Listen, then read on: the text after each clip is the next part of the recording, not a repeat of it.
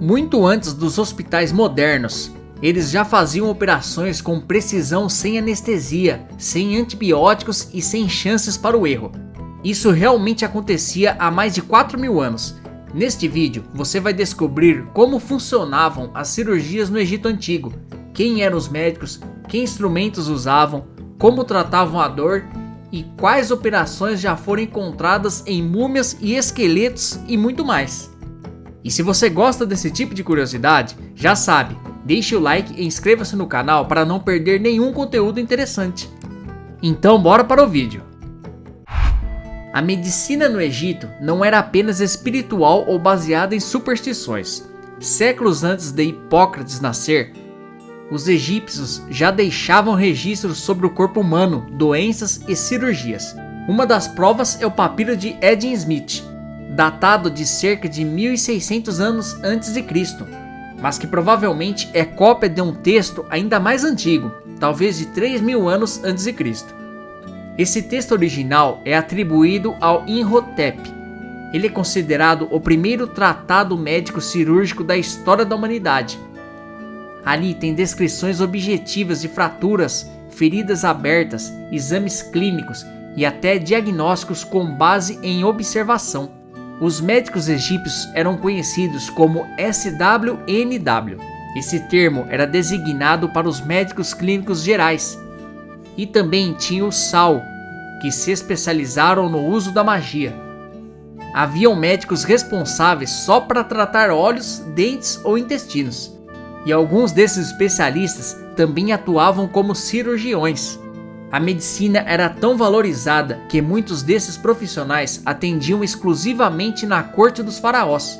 Um deles, chamado Reis-Ra, viveu por volta de 2600 a.C. e é considerado um dos primeiros médicos que se tem registro histórico. Outro famoso é o próprio Imhotep que mencionei acima. Ele foi uma figura lendária da terceira dinastia, de 2690 a 2670 a.C., que serviu ao faraó Djoser. Além de arquiteto brilhante e responsável pela pirâmide escalonada de Saqqara, foi também sacerdote, astrônomo e médico. Esses cirurgiões sabiam que certas lesões não tinham cura e documentavam isso. Em muitos casos, o papiro descreve a lesão, o exame, o diagnóstico e termina com a frase: doença que não deve ser tratada. Uma forma antiga de dizer: a medicina chegou ao limite. É claro que além do conhecimento técnico, a medicina egípcia também envolvia práticas religiosas e rituais. Mas o equilíbrio entre o espiritual e o científico era parte da sua cultura. Agora falando das ferramentas cirúrgicas, elas foram encontradas em tumbas e sítios arqueológicos, e muitas delas se parecem bastante com a que usamos hoje, só que feitas com bronze, cobre ou sílex, uma pedra lascada. Os arqueólogos identificaram bisturis, pinças, tesouras, serras, sondas, espátulas e até ganchos para levantar tecidos. Um exemplo famoso é o conjunto de instrumentos encontrado na tumba de um médico em Saqqara. Esses objetos foram cuidadosamente enterrados ao lado do corpo, como parte do reconhecimento de sua importância. Alguns deles ainda cortam com eficiência até hoje. Eles são expostos em museus como o de Cairo. Você deve estar curioso para saber como esses instrumentos eram usados, né? Acredita-se que cirurgias mais comuns incluíam drenagem de abscessos, tratamento de fraturas e até amputações. E sim, muitos pacientes sobreviveram. Ossos cicatrizados e crânios com sinais de regeneração provam que os procedimentos eram bem-sucedidos em muitos casos. Claro que havia limitações. Os materiais não eram esterilizados como hoje, e a compreensão sobre infecções era mínima. Mesmo assim, alguns textos sugerem que os médicos usavam mel e resinas como formas de desinfecção, o que faz sentido. O mel, por exemplo, tem propriedades antibacterianas comprovadas até hoje. É interessante perceber que os instrumentos variavam conforme a função. Havia ganchos mais delicados para o rosto e ferramentas mais robustas para os membros, ou seja, o ato cirúrgico era planejado. Muito do que sabemos sobre esses instrumentos não veio apenas de textos, mas da arqueologia forense. Ao examinar múmias e restos mortais, cientistas puderam traçar o uso prático dessas ferramentas. Se hoje a ideia de uma cirurgia sem anestesia já parece um pesadelo, no Egito Antigo isso era a realidade. Eles operavam sem qualquer tipo de sedação como conhecemos hoje, mas isso não quer dizer que ignoravam a dor. Na ausência de anestésicos modernos, os egípcios recorriam a alternativas naturais. Alguns papiros médicos mencionam o uso de ópio, extratos de plantas calmantes e até álcool como formas rudimentares de aliviar o sofrimento. Porém, nada disso era suficiente para apagar totalmente a dor de uma cirurgia. É aí que entra o fator psicológico.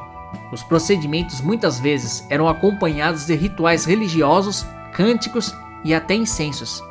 Esses elementos funcionavam como uma forma de acalmar o paciente e talvez até induzir uma espécie de transe leve. É como se o corpo sofria, mas a mente era levada a outro lugar. Ainda assim, o sofrimento era intenso e o risco altíssimo. Sem conhecimento sobre bactérias, infecções ou antisepsia, muitos pacientes morriam não pela cirurgia em si, mas pelos dias seguintes. Mesmo assim, os registros arqueológicos mostram algo surpreendente. Pacientes que sobreviveram a amputações com sinais claros de cicatrização óssea. Isso mostra que havia uma técnica funcional. Outra estratégia comum era a imobilização. Braços ou pernas eram presos com cordas ou moldes de madeira. Isso ajudava não apenas durante o procedimento, mas também no processo de recuperação. Em alguns casos, utilizavam curativos feitos com mel e resinas, substâncias com propriedades antissépticas, conhecidas hoje pela ciência. Quem decidia quem seria operado? A cirurgia era um recurso extremo, usado apenas quando todas as outras tentativas falhavam.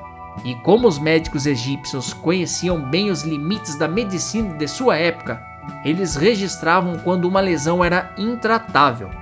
Ou seja, operar era uma escolha consciente, feita com base em experiência e critérios racionais, não no desespero. Durante muito tempo, as cirurgias no Egito Antigo eram vistas como teoria, algo que os papiros descreviam, mas sem provas concretas de que realmente acontecia. Isso mudou quando arqueólogos começaram a encontrar evidências físicas em esqueletos e múmias, que deixaram claro, as cirurgias não só eram reais, como funcionavam. Um dos exemplos mais impactantes foi o de uma múmia com o crânio perfurado. A perfuração, chamada de trepanação, era feita para tratar traumas cranianos ou aliviar pressão no cérebro, algo incrivelmente avançado para a época. Mas o que realmente chamou a atenção foi o sinal de cicatrização óssea. Isso indica que o paciente sobreviveu ao procedimento e viveu tempo suficiente para o osso se regenerar. Outro achado impressionante veio de um corpo com sinais claros de amputação em uma perna. O osso havia sido cortado de forma limpa e cicatrizado, e o paciente provavelmente usou uma prótese de madeira, algo que também foi encontrado em tumbas egípcias. Isso prova a preocupação com a reabilitação. Há ainda múmias que mostram dentes tratados, fraturas corrigidas com talas de madeira e cortes cirúrgicos precisos em regiões como o abdômen e o tórax. Em muitos casos, os tecidos ao redor das incisões estavam limpos e organizados, sinais de que os médicos sabiam o que estavam fazendo. Além dos corpos, existem também registros visuais. Pinturas em tumbas mostram cenas médicas, com figuras manipulando instrumentos, cuidando de feridas e até organizando algo que parece um ambiente de tratamento. Não era hospital, claro, mas o conceito de lugar de cura já existia. Em alguns templos, como o de Kom-Ombo, há gravuras com representações detalhadas de instrumentos cirúrgicos, praticamente um catálogo de ferramentas da época. Essas descobertas têm ajudado a reescrever o que sabemos sobre a medicina antiga.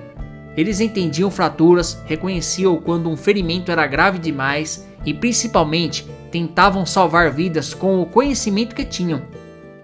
Você conhecia essas curiosidades? O Egito é muito mais do que pensamos, fala a verdade.